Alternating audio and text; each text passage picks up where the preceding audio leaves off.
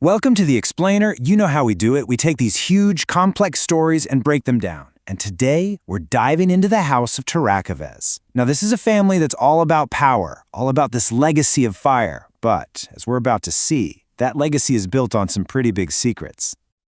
All right, let's kick things off with this quote. It's from a matriarch of the family, someone long gone, and it sets the whole mood, you know? The House of Flame is not built from fire alone. It is stitched with silence.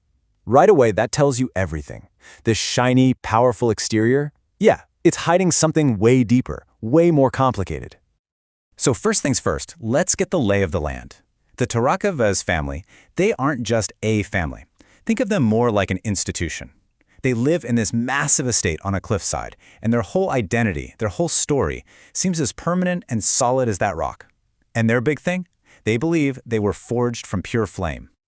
Life in this house, it doesn't run on a normal schedule. There are no clocks, no calendars that really matter. Instead, everything is dictated by these ancient, sacred traditions. It's like every single day is a performance, a kind of living ritual that's constantly reminding them, this is who you are, this is where you come from, and this is what you believe. And get this, their whole philosophy is literally, and I mean literally, built right into the house itself. You've got the kitchen hearth that's never, ever allowed to go out. You've got these obsidian marks on the stairs symbolizing strength, beauty, devotion. Even the mirrors are enchanted or something, reflecting only truths you've faced head-on. Every little thing is a constant reminder of their fiery heritage and their values. It's inescapable. And this family motto, we do not rush, we burn steady, it just perfectly sums up how they present themselves to the world, right? It's not about being this chaotic, explosive force. Nope. It's all about control. About being deliberate, about this unwavering strength. Think steady flame, not a raging wildfire. Okay, so you have this perfectly controlled, perfectly crafted world, but you know that can't last, right? It's all about to crack.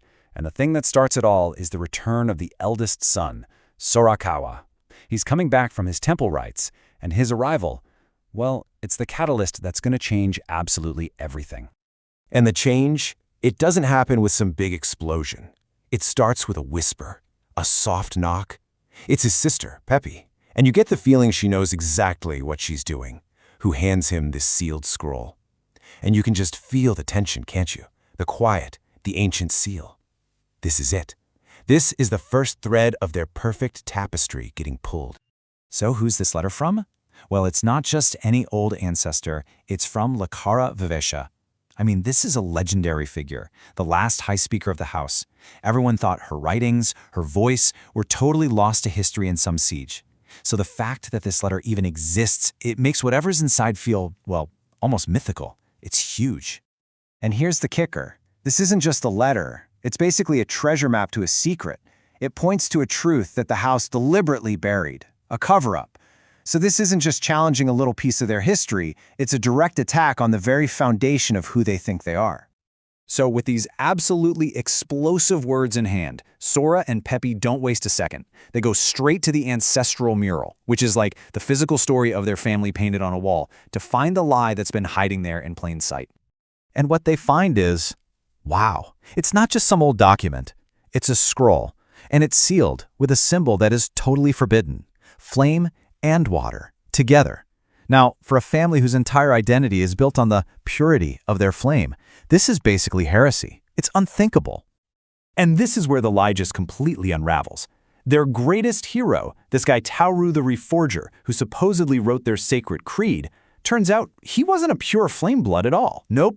He was the son of a forbidden union between a flame person and one of the exiled water shapers, the exact people they erased from their history books.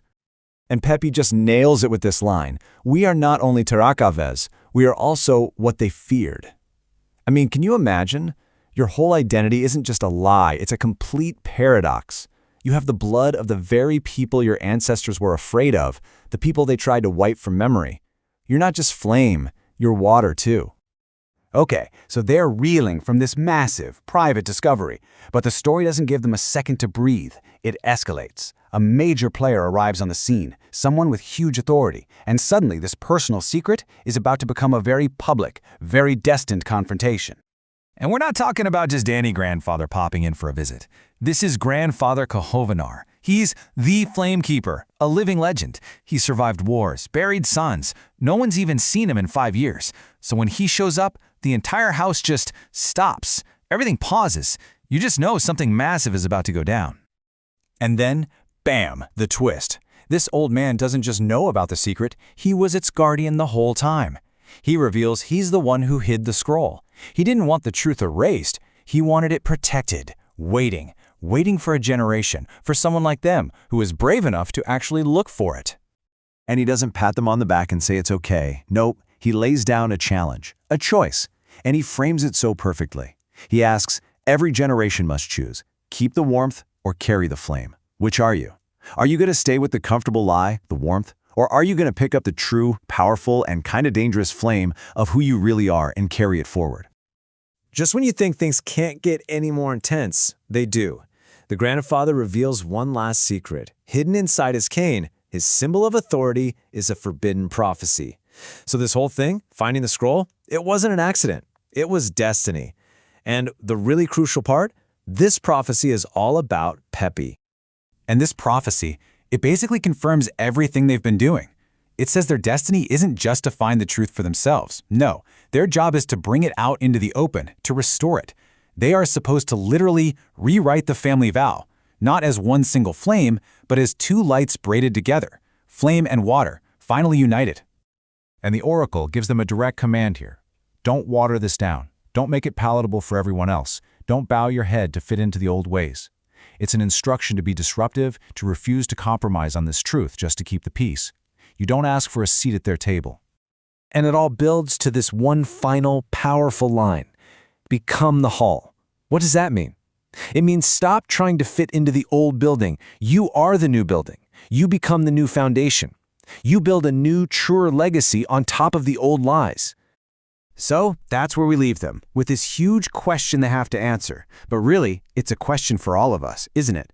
When you find out your whole legacy, the whole story you've been told is a lie, what do you do?